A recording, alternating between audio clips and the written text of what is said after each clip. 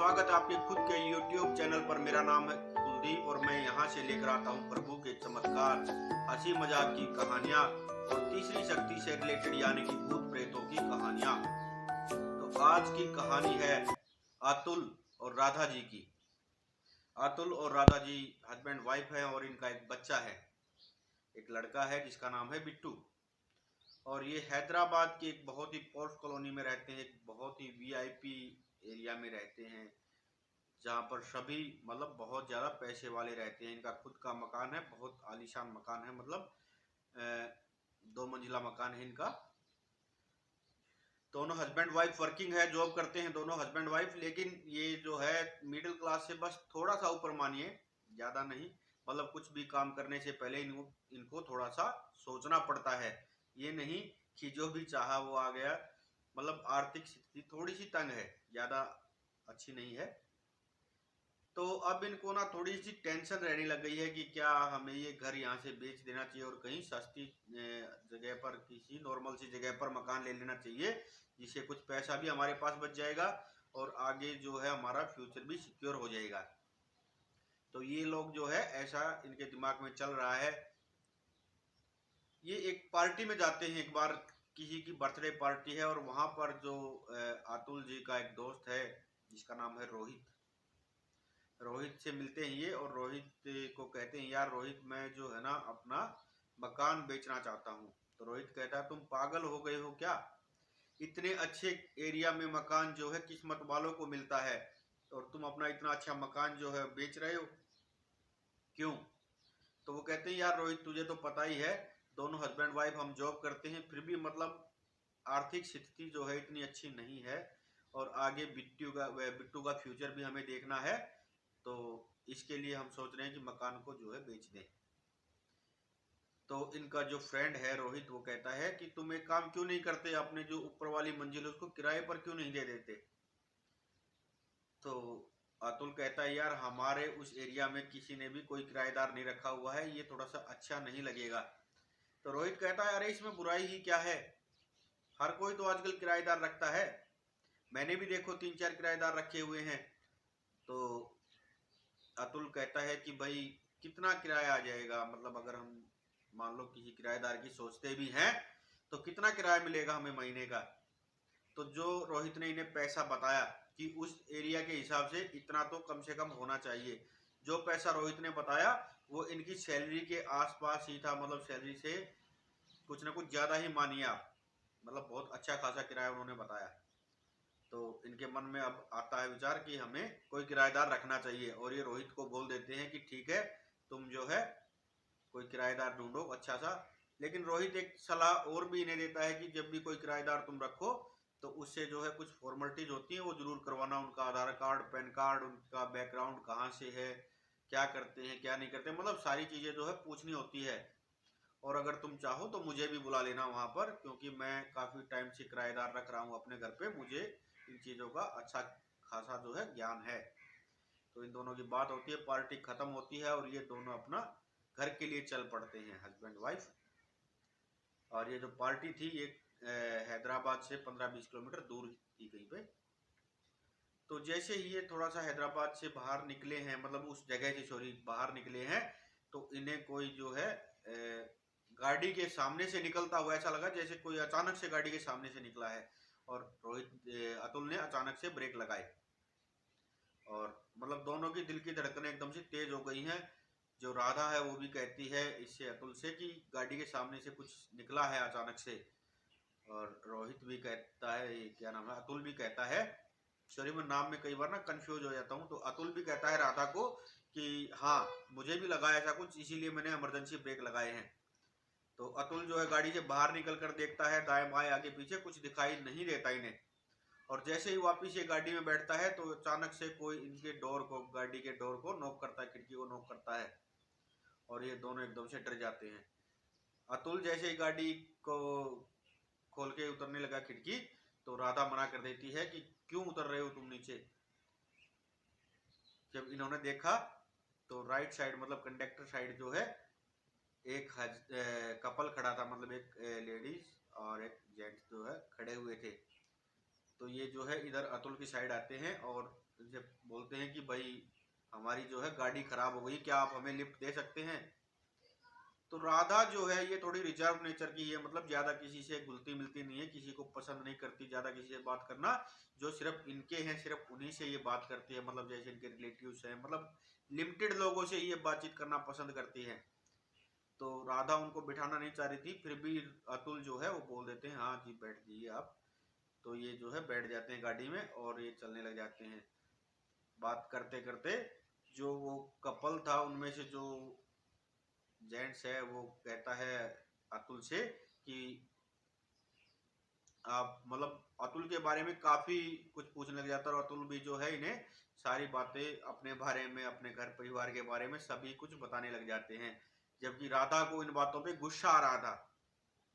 तो बातों बातों में इनको ये भी पता लग जाता है कि ये अपना मकान जो है किराए पर देना चाहते हैं।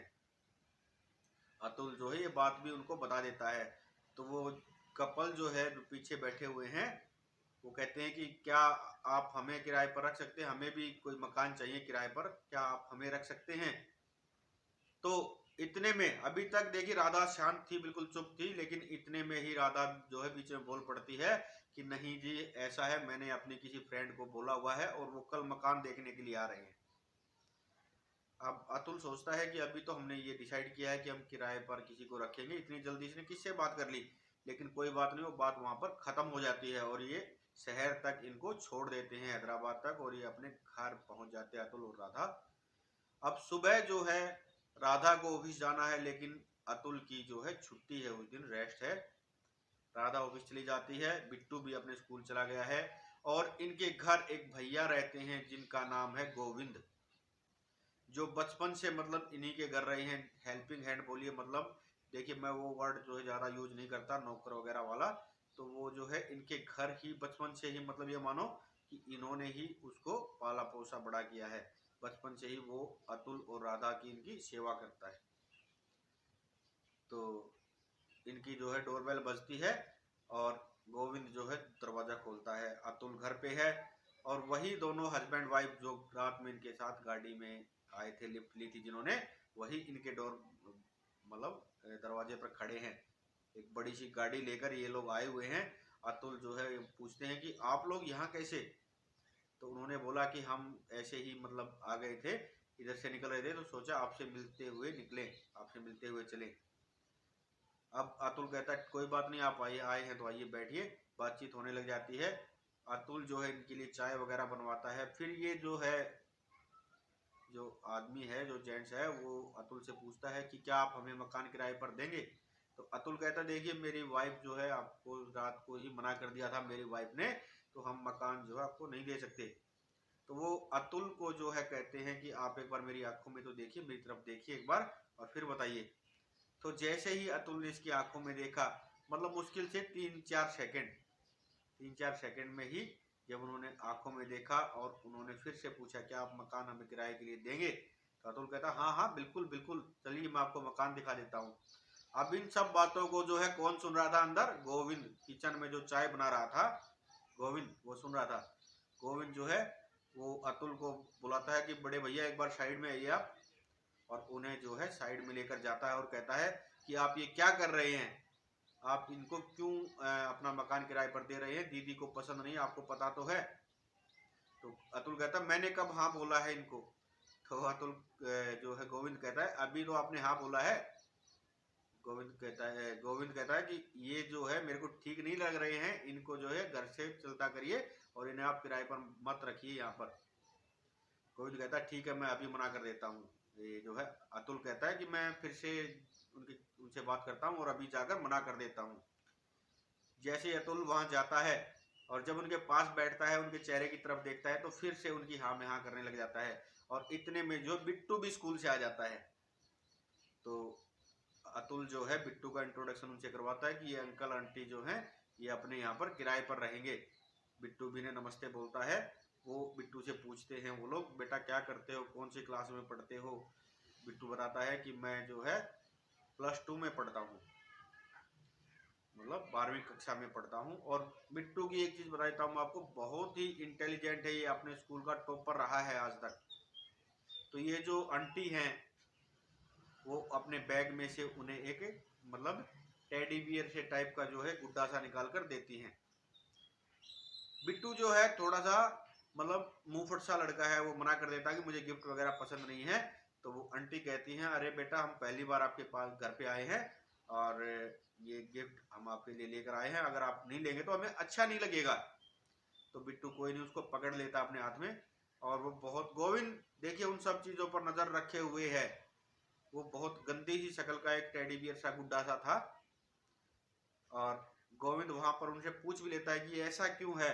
तो वो कहती है कि मैंने अपने हाथ से बनाया है इसको। हाँ, बनाया तो उसने अपने हाथ से ही था, लेकिन किसी और मंशा से। अब बिट्टू उसको कमरे में लेकर चला जाता है, अपने कमरे में, और एक कोने में जाकर बैठ जाता है जमीन में। गोविंद जो है उनका सारा खेल समझ रहा है, और शाम को वो जो है वहां से चले जाते हैं दोनों हस्बैंड वाइफ की, हम कल आते हैं अपना सामान लेकर, और यहाँ शिफ्ट हो जाते हैं।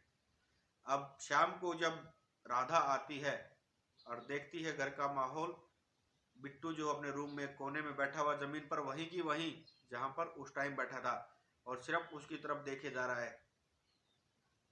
गोविंद जैसे ही राधा आती है तो गोविंद जो है सब कुछ बताते हैं कि दीदी ऐसे ऐसे हुआ है आज, और मैंने बड़े भैया को मना भी किया था लेकिन इन्होंने हाँ बोल दी है। राधा को एक मिनट नहीं लगती समझने में कि ये तो वही लोग थे। राधा जैसे ही बिट्टू के कमरे में जाती है तो सबसे पहले तो उस खिलौने को जो है, उस टेडी बियर को बाहर फेंकती है। जैसे उसने उठाया तो उसमें लगी हुई एक पिन जो है राधा की उंगली में लग जाती है।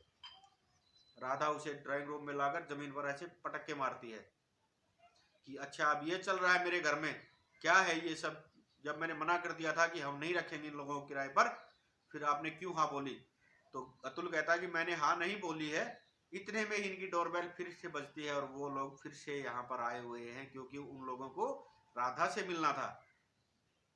तो राधा कहती है, देखिए साफ साफ बात है कि हम आपको किराए पर नहीं रख सकते, और ना हमें रखना, और अपना ये जो आपने दिया था इसे उठाइए और चलते बनिए यहाँ से। तो वो जो मैडम है उनके साथ, वो कहती है, अरे आप एक मिनट राधा जी, मेरी बात तो सुनिए, मेरी तरफ देखिए तो सही। और राधा जैसे ही उसकी तरफ देखती है, उसकी आंखों में आंखें डालती है, और फिर वो पूछती है कि क्या आप अपना मकान देंगे हमें किराए के लिए। तो राधा कहती है, हाँ हाँ मकान आपका है, कोई दिक्कत नहीं, चलिए हम आपको जो है ऊपर वाला फ्लोर दिखा देती हूँ। अब गोविंद उन सब चीजों पर नजर रख रहा है, उसकी नजर में है ये सब चीजें कि यहाँ पर ये चल क्या रहा है, और अपने मन में वो पक्का सोच चुका था कि देखिए मैं इनके घर पर, इन्होंने अपने बच्चे की तरह मुझे पाला है, मैं इनका कुछ बुरा तो होने नहीं दूंगा कभी भी, चाहे जो भी हो जाए। अब वो जो है उसको ऊपर वाला फ्लोर दिखाते हैं उन लोगों को, और अगले दिन वो सब यहाँ आने के लिए रेडी हो जाते हैं। यहाँ पर खेल कुछ और ही चल रहा था, जी हाँ, जो आप सोच रहे हैं तीसरी शक्ति। लेकिन उनके घर पर कोई ऐसा शख्स भी है जो इन सब चीजों को रोक सकता है, और वो है गोविंद। तो गोविंद अगले दिन जो है उस गुड्डे को लेकर, क्योंकि देखिए यहाँ पर बिट्टू का नेचर एकदम से चेंज हो चुका है। वो जो आज तक अपने स्कूल का टॉपर रहा है, उसने उस टाइम से अभी तक किताबों की तरफ देखा भी नहीं है, और ना ही स्कूल जा पा रहा है वो। और वो लोग यहाँ इनके घर पे आ जाते हैं, ऊपर वाले फ्लोर में अपना सामान सेट कर देते हैं। लेकिन अगले दिन गोविंद की आदत क्या थी कि हर रोज बालाजी के मंदिर में जाना। हनुमान जी का बहुत अच्छा भक्त था गोविंद, और वो उस गुड्डे को लेकर वहां पर जाता है और पंडित जी से बात करता है। पंडित जी कहते हैं कि भाई हो सकता है कि ये सब तीसरी शक्ति से ही रिलेटेड हो, लेकिन कुछ लोग ऐसे भी होते हैं गोविंद, तुम्हें चिंता करने की जरूरत नहीं, जिनका जो है ऑरा ही ऐसा होता है, जिनकी बात को कोई जल्दी से मना नहीं कर पाता। तो जब वो उस गिफ्ट के बारे में, मतलब उस टेडी बियर से के बारे में जब गोविंद उन्हें बताता है पंडित जी को, तो पंडित जी कहते हैं, लाओ दिखाओ हमें कहाँ पर क्या चीज है। गोविंद कहता है कि मेरी साइकिल पर थैले में लटका हुआ है, वो मैं लेके आता हूँ। लेकिन जब गोविंद वहां पर जाकर देखता है तो थैले में कुछ नहीं है। वापिस आता है गोविंद, पंडित जी को बताता है सारी बातें। तो पंडित जी कहते हैं कि भाई हो सकता है ऐसा कुछ हो भी।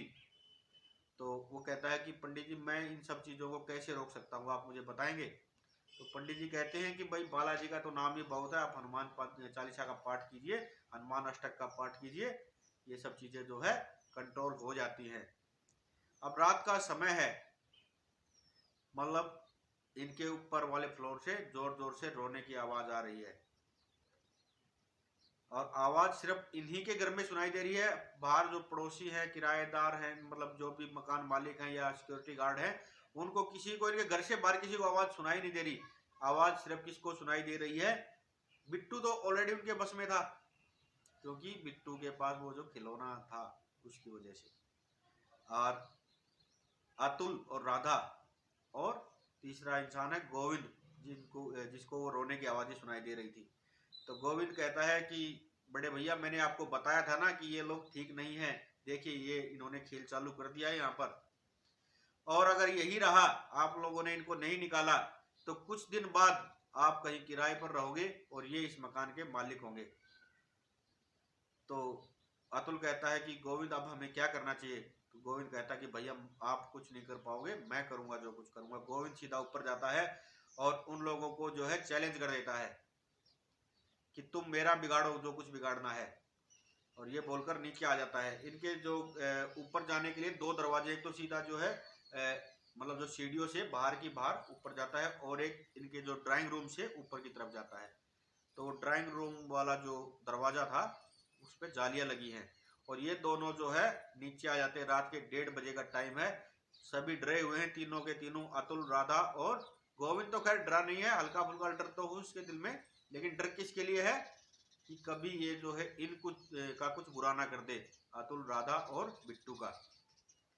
तो गोविंद कहता है कि क्या चाहते हो तुम लोग, यहाँ से निकल क्यों नहीं जाते? खूब उनकी बेइज्जती करता है। और क्या करते हो तुम? आंखों में देखकर, मैं देख रहा हूं तुम्हारी आंखों में, मेरा बिगाड़ो, क्या बिगाड़ते हो तुम लोग? और ये सच था कि गोविंद पर जो है उनकी शक्तियां कोई असर नहीं कर रही थी, क्योंकि वो बालाजी का भक्त था। गोविंद उन्हें बताता है कि मैंने 7 साल जो है मेहंदीपुर बालाजी में सेवा की है, तुम्हारी जैसी शक्तियां जो है मेरा कुछ नहीं बिगाड़ सकती, मेरे प्रभु का आशीर्वाद है मुझ पर। और गोविंद जो है वहां पर हनुमान चालीसा का पाठ शुरू कर देता है। हनुमान जी के सामने दिया जलाते हैं और हनुमान चालीसा का पाठ ये लोग शुरू कर देते हैं, और वो लोग भी उधर ऊपर से अपना खेल कर रहे हैं। लेकिन वो चलते चलते गोविंद को बोलते हैं कि गोविंद, तुम्हारी डेट ऑफ बर्थ क्या है? गोविंद कहता है, अरे खाली डेट ऑफ बर्थ से क्या करोगे? नाखून दे दूं अपना, सिर का बाल दूं, या कुछ और? उन सब से भी होता ना ये खेल, करके दिखाओ तुम मेरा कुछ नहीं बिगाड़ सकते। और जैसे ही हनुमान चालीसा का पाठ ये शुरू करता है गोविंद, और राधा और अतुल ये तीनों जब बैठते हैं पास आकर मंदिर में, और हनुमान चालीसा का पाठ जैसे ही शुरू होता है, तो ये लोग ना तो दरवाजे से हट पा रहे हैं और ना ही अंदर आ पा रहे हैं। मतलब उधर से इन लोगों ने भी अपना पूरा जोर लगाया, लेकिन वो उनकी शक्तियां, जहां पर बालाजी का नाम है वहां पर देखिए तीसरी शक्ति तो कुछ कर ही नहीं सकती। तो ये प्रोग्राम चला है सुबह 5 बजे तक, और 5 बजे गोविंद इनको बोलता है कि तुमने उन पंडित जी का नाम सुना है? कोई पंडित जी थे जिनका नाम गोविंद उन्हें बताता है, और वो नाम सुनकर वो लोग जो है सुबह 6:30 बजे तक अपना सारा सामान पैक करके, और सामान भी इनके पास कुछ ज्यादा नहीं था, और वहां से चले जाते हैं। और उसके बाद उनका कोई अता पता नहीं कि वो लोग कहाँ गए, कहाँ नहीं गए, किसी को कोई अता पता नहीं। और अब बिट्टू भी वापस पहले की तरह पढ़ाई में उसका ध्यान है, सारे काम अपना अच्छे से कर रहा है, क्योंकि गोविंद ने उस खिलौने को, उस टेडी बियर को घर के बाहर रखकर जला दिया था। तो देखिए, इन सब चीज़ों में विश्वास आप करें ना करें, लेकिन अपने इष्ट पर, अपने प्रभु पर जरूर विश्वास कीजिए। मेरी हर कहानी में, हर बात में यही कहना होता है कि प्रभु पर विश्वास कीजिए, चमत्कार अवश्य होंगे। और ये थी दोस्तों आज की कहानी।